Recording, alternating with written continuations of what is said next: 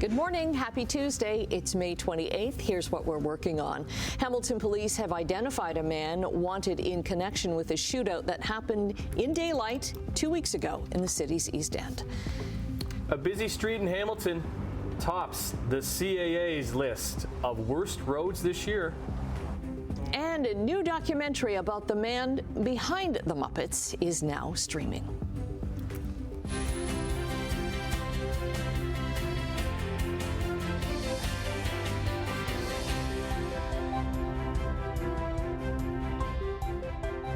Hello, we welcome Shelley Marriage back in. Lovely flowers today. Thank you. Thanks. You know what I did wrong today? I'm getting a little cocky when it comes to this weather because I'm just like, don't need a jacket anymore. Don't need a sweater. I'm just going t-shirt. And I walked outside today and it's a little chilly. A little chilly. It is a little chilly. Yeah, we kind of just bottomed out. Did you bring an umbrella? No. Yesterday was just like trying to get back out to our cars. It was like it was pouring rain yesterday. It was quite a downpour after the morning show. Yeah. But it really turned around yesterday. We had lots of sunshine as predicted. Yes. Take the wind. Take the wind. Yeah, I like that. I like that a lot. All right. Let's talk about traffic now and get everyone started on the roads. The 403, our exclusive camera through the Waterdown Road area. This is from the junction as you make your way into Hamilton. Seeing a little bit of volume right now. There is a chance of showers this morning, but higher probability and a risk of that for the afternoon. Let's have a look now. We do have problems. Here we go. The MTO's lining it up here for us. Eastbound QEW approaching Guelph line. 2 right lanes blocked with the collision. Looks like the MTO, they're moving that camera, trying to see if it's still on scene, but it looks like it's pulled off on the shoulder. So that's good news. It's just past the junction as you're heading eastbound on the QEW. That's Toronto bound. We did have the 2 right lanes blocked, but yeah, the MTO really working for us. I don't even have to move any cameras. He's been moving around for me, but there you go. It looks like that problem has cleared, and we'll have a look now. Yeah, just heading back, seeing a little bit of volume at the junction. And this is the QEW through North Shore Boulevard. So coming down the Burlington Skyway Bridge. Over the top side of the Burlington Skyway Bridge, Toronto bound, seeing a little bit of volume there and not aware of any problems, not seeing any flashing lights on either side of the Skyway. That's it for me. Back to news, back to the desk. Okay, back on the roads. The CAA has released its annual worst road list for Ontario. Hamilton's Aberdeen Avenue tops it. Simone Gavros is there to show us just how bad it is. Hi, good morning, Annette. Well, this is the first time that Aberdeen Avenue has topped CAA's worst road list. Some of the reasons behind it is because of some potholes, poor road conditions, but one of the main reasons is because of traffic congestion. Now, right now, there's really no traffic behind me, but typically when it does get busy, you can see that traffic congestion building up, and that was one of the main reasons that people voted for this road. Now, CAA spoke to me this morning about this decision about this roads that top the list, and they said that they're not surprised about it topping the list this year. Durn Street South and Lock Street South were the most common intersections chosen. We know that the city of Hamilton has, looking at some various road safety initiatives. And I think sometimes these change management projects around, how to make everybody safer do cause some changes to how the traffic can get around. Traffic congestion was one of the reasons. And we know that Aberdeen is a very busy road serving, colleges and commuters in and out of Hamilton. Now, Aberdeen first made an appearance on the top 10 list last year, taking 8th place, but it's quickly worked its way up based on community votes. Now, the goal is to highlight which roads are in serious need of improvement, not only from a driver's perspective, but as a cyclist and pedestrian as well. Now, Hamilton is no stranger to taking the #1 spot on this list. Last year, Barton Street East was named Ontario's worst road for the 2nd straight year in a row. And this year, it was bumped to 3rd place. Now, some of the other roads that made it on the regional list here in Hamilton include Burlington Street. They're at 3rd place. And then it's followed by Main Street East and West. They're tied for 4th, followed by Cannon Street in 5th place. But for now, I'll send things back over to you, Tim. All right, thanks, Simone. Other news this morning, police have issued an arrest warrant for 25-year-old Malcolm Davis of Hamilton, who's been identified as the driver of the Nissan in the shooting that took place on Kinrad Avenue back on May 13th. So it happened in the daytime. 3 men exchanged gunfire, one of them from a car. Police say after striking 2 other vehicles while trying to flee, Davis crashed his vehicle near Gibson Avenue and then fled the scene on foot. Thankfully, no one was hurt, but police say a 5-year-old had been just walking through the alleyway minutes before this shooting took place. Investigators are still trying to identify the first suspect who shot at Davis in the alleyway. Davis is wanted for multiple charges. Police say he's considered armed and dangerous. If you encounter him, please call 911 immediately. A Hamilton police officer has been arrested after an intimate partner violence incident. Investigators say it happened in Stony Creek last Saturday. The officer, who has not been named to protect the victim, is charged with assault with a weapon, robbery and mischief. The officer has been suspended with pay. An associate professor at McMaster University has been dismissed from his position. An internal hearing committee found Scott Watter is in a violation of the school's code of conduct and the conflict of interest policies. The school says he demonstrated conduct that was unethical, inappropriate, and in some instances exploitative. Watter was previously arrested and charged for allegedly assaulting a student back in 2020, but was later found not guilty in 2022. So on Monday, the university said it was severing all ties with Watter, saying he abused his position of power by repeatedly engaging in sexual relations with a number of students. Health Canada has seized several illegal products from an East Hamilton store because they contain potential dangerous prescription medication. They found 3 of the unregulated products at Murray Wholesale on Nash Road North with names like Black Horse Vital Honey, Royal Honey VIP, and Black Bull Extreme. They are marketed as natural health products, but there's no hidden magic here. They contain the same medication as Viagra and Cialis. Health Canada says these medications can have severe interactions with other medications that people may be taking, and it's better just to see your doctor. Health Canada has been cracking down on these types of unregulated products, which are often sold at gas station and convenience stores. Over 400 recalled brands are listed on Health Canada's website. A drinking water advisory in Ancaster has been lifted.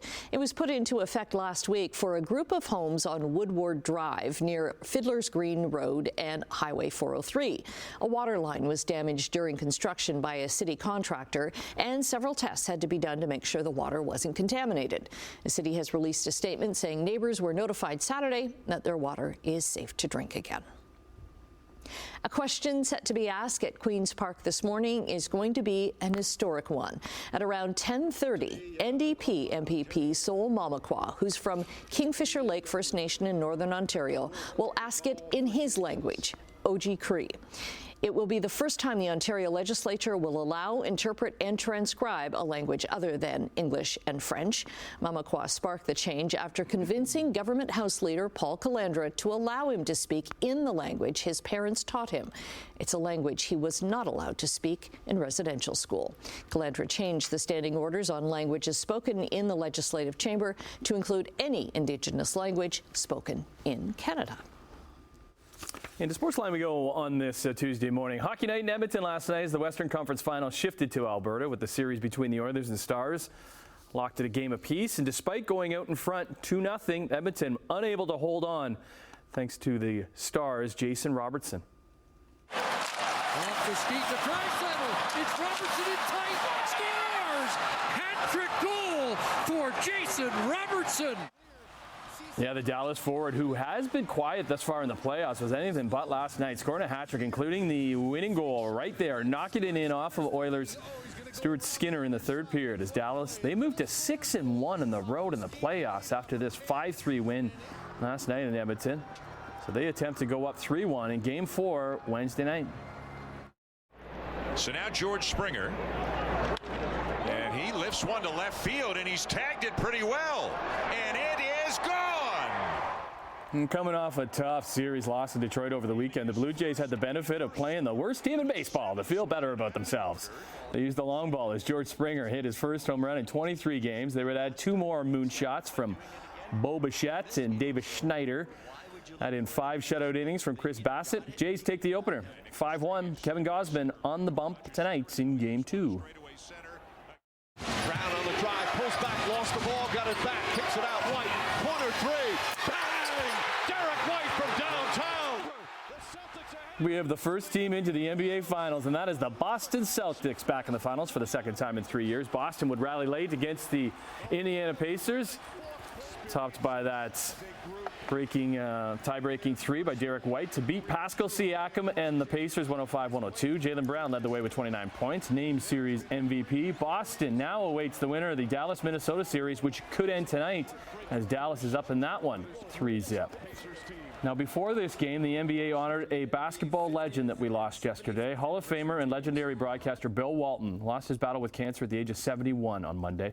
Two-time NBA champ, was a member of the NBA's 50th and 75th anniversary teams. He was named MVP in 1978, which followed a college career where he was one of the best ever with the NCAA Bruins, and a 3-time National Player of the Year. Now, injuries cut his career short, but he became a very popular broadcaster with his antics and knowledge of the game. And there is a connection to Hamilton, as he was a guest speaker at a B'nai B'rith Sports Award banquet. So thanks to legendary NCAA basketball referee and well-known Hamiltonian Ron Foxcroft for these picks when Bill was in town. Bill Walton, he'll be missed. He was 71. Well, the French Open, second tennis major of the year, is underway from Roland Garros, and the best to ever do it on clay has been ousted in the first round. Rafael Nadal, a.k.a. the King of Clay, who has won in Paris a record 14 times, defeated by Alexander Zverev in a tough draw for the soon-to-be 38-year-old. Nadal did actually leave the door open for a possible return next year, despite dealing with so many injuries. Good news for Canadians, though, all 4 in this tournament: Bianca Andreescu, Leila Fernandez, Felix Auger-Aliassime, and Denis Shapovalov, all moving on to the second round. Well, we did have some problems on the eastbound QEW just east of Guelph Line. Had the 2 right lanes blocked. Let's have a look now and see how we're doing in that area. Had a little bit of backup to the junction, but it looks like those problems have cleared out of the way. And we'll have a look now at a few more cameras here. Oh, we're seeing a bit of QEW east of Brant Street. Oh, it looks like we do have the 2 right lanes blocked. So this is still ongoing east of Brant along the QEW. That's Toronto bound on your eastbound commute. So if you're heading down the Burlington Skyway Bridge, heading Toronto bound, you'll find a little bit of a backup. Hopefully they clear that shortly. We'll certainly keep a close eye on that. And we'll have a look now at the Burlington Skyway Bridge. Yeah, seeing a little bit of volume already over the top side. But weather-wise, you can see it's pretty dry out there, although later on this morning, this afternoon, there is a risk of showers and thunderstorms. And today we're kind of switching the opposite. Yesterday, we were going to have a clear afternoon drive, but today it looks like the weather will affect the afternoon drive. Speaking of weather, let's have a look now at our radar. So we can see a little bit of clearing right now, just a 30 to 40% chance of showers this morning. And as I said, higher probability this afternoon with that risk of thunderstorms. Temperatures ranging from 13s to 16s. We have some gusty winds right now out of the southwest. For your morning commute, as I mentioned, a chance of showers. We're looking at 14 to 16 to start the day, and then we'll get up to, well, not really getting up anywhere, a very high 17 is as good, as warm as it's going to get today, an overnight low of 10. Keep in mind the average for this time is 21, and we'll have winds out of the west at 20 kilometers an hour. That's it for now. For traffic and weather, back to you, Annette and Tim. Okay, let's see what we have coming up in Chit Chat. Hello, Emily. Good morning. Jim Henson's documentary is released this Friday. We share some fun facts. And you guys heard of the cheese rolling competition that they have every year over in the UK? Yes. Oh, yeah. We're going to discuss and we're going to show people flailing themselves down a massive hill for cheese. As they always do. It's dangerous. But hey, the prize is big. Delicious. It's cheese. Yeah. Yeah. I don't get it. I don't get it. I don't get it, but we will discuss. Entertaining each and every year. All right, we'll see you in a bit over in the couch. Coming up after the break. More companies are joining Canada's voluntary code of conduct for AI development. Well, Canadian Airlines may soon get some competition from flying cars. Business news for the future is next. 6:16 on your Tuesday morning. Canadian dollar and overseas trading is up 4 basis points to 73.39 cents U.S. Gold is up almost $10, while crude oil is up $1.16 to $78.88 a barrel. Midday trading in Europe, markets are down in London and Paris, but up a bit in Frankfurt. Off to Asia we go. Markets down across the board in Tokyo, Hong Kong, and Shanghai. What about North American markets to kick off the trading week? Well, only got one because it was Memorial Day down south, so Wall Street was closed. TSX, easy for me to say, was up 53. All back in business today at 9:30. 8 more organizations have signed on to the federal government's voluntary code of conduct for artificial intelligence development. They include Toronto's Mars Discovery District, virtual tutor operator Oloprof, Quebec's Real Estate Brokers Organization, Lenovo, Salesforce, and MasterCard. However, the founder and CEO of Shopify doesn't support the code. Toby Lutka says Canada doesn't need any more, quote, referees and should instead encourage people to build companies in Canada. Adopters of the code have to agree to several measures, including screening data for potential biases and monitoring systems for potential harms. Well, let's stay with AI because a firm founded by Elon Musk is now valued at $24 billion. This comes after the company Musk dubbed CAA raised another $6 billion from investors, including Silicon Valley venture capitalists and a Saudi prince. So in a blog post, the company says the money will be used to take the firm's first AI products to market and develop future technologies. Musk founded CAA in July of last year. He says more announcements will be coming in the coming weeks. Market concentration, prices, and increased customer complaints are fueling the Canadian Competitions Bureau on the airline industry. The regulator says 2 carriers continue to dominate the market, while new airlines seem to struggle taking off. The Bureau also says domestic fares appear relatively high as more passengers file complaints. The market study announced earlier this month is the Bureau's first since it gained new powers last year, including the ability to compel information from companies. Competition Bureau says the study is going to lead to recommendations to the federal government to make it easier for consumers to make informed choices. Let's hit the skies, and the airlines better have their ducks in a row because there could be a new form of competition. A new Leger report commissioned by Transport Canada finds Canadians are feeling both optimistic and concerned about the prospect of flying cars and drones. So it found that despite limited knowledge about the futuristic mode of transportation, respondents liked advanced air mobility's potential for search and rescue, firefighting, medical, and other critical services. However, concerns over safety, affordability, environmental impacts, and privacy-tempered respondents' enthusiasms for aerial vehicles. And now I will clear my throat. Ahem. Okay, there we go. Now, American Airlines has a simple message to its employees. If you see something, say something. In a memo to workers, the airline's chief operating officer says if something doesn't look right, then workers need to say and do something.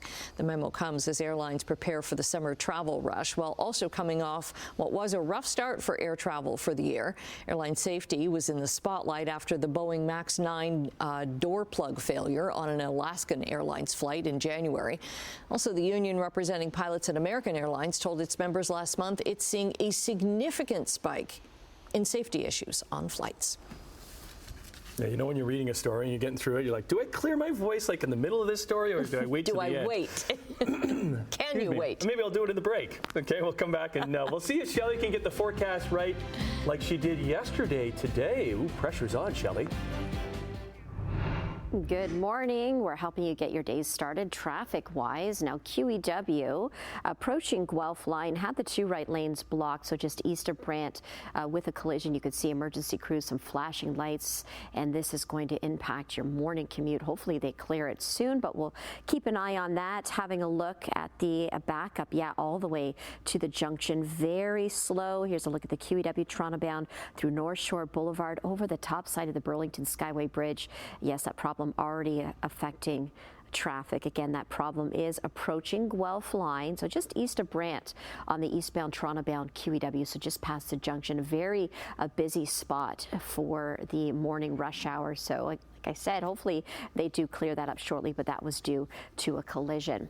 Let's have a look now at your 7-day forecast. Today, a high of only 17, a chance of showers and thunderstorms, higher risk in the afternoon. Everything should clear up later on in the early evening hours. We'll have a low of 10 and another daytime high of 17 tomorrow. A little bit more dry tomorrow, mostly cloudy skies. An overnight low of 8 Wednesday and Thursday. Now Thursday, high pressure sets in, bringing us lots of sunshine all the way through to Saturday. Saturday being the very first day of June, a high of 23, 13 overnight. Very seasonal on Sunday, 21, a mix of sun and cloud, a very warm overnight low of 18. We're looking at 24 on Monday, sun and cloud, and another overnight low of 18. That's it for traffic and weather. Back to news. Okay, I'm going to take you to the water now in Florida, where an odd little race has been held. It's the annual Schooner Wharf Minimal Regatta.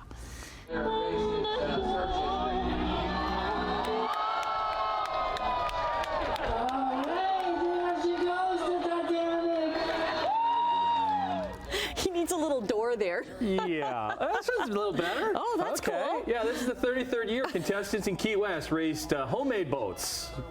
Race, yeah, it's a bit of a strong word. Most contestants looked like they were just trying to keep their boats right side up. Okay. All the vessels were made from plywood, fasteners, 2x4s, and Red Green would be proud. Duct tape. Yeah. No chalking or glue allowed. Fancy dress was encouraged, and prizes were given out for design, speed, and the absolute worst creation. Proceeds went to the Wounded Warriors organization. And I'm assuming they all hit Duval Street afterwards. You ever been to Key West? I have not. Okay. It's a time. Is it? Do most people not remember going to? A lot of the time. We went there for the show, actually. We did all of the Florida Keys, and we ended up in Key West. And you get a lot of the big ships coming in there and letting everybody out. And then they all head to Duval Streets, where just debauchery ensues. Okay. They might have been doing that before they built the boats. Maybe. Anyways, okay. Tuesday. What kind of day we got for you? Well, Shelly Marriage will have a look at that. And checking in with Simone Gavros. Hamilton got another honor. It's quite the honor. Yeah.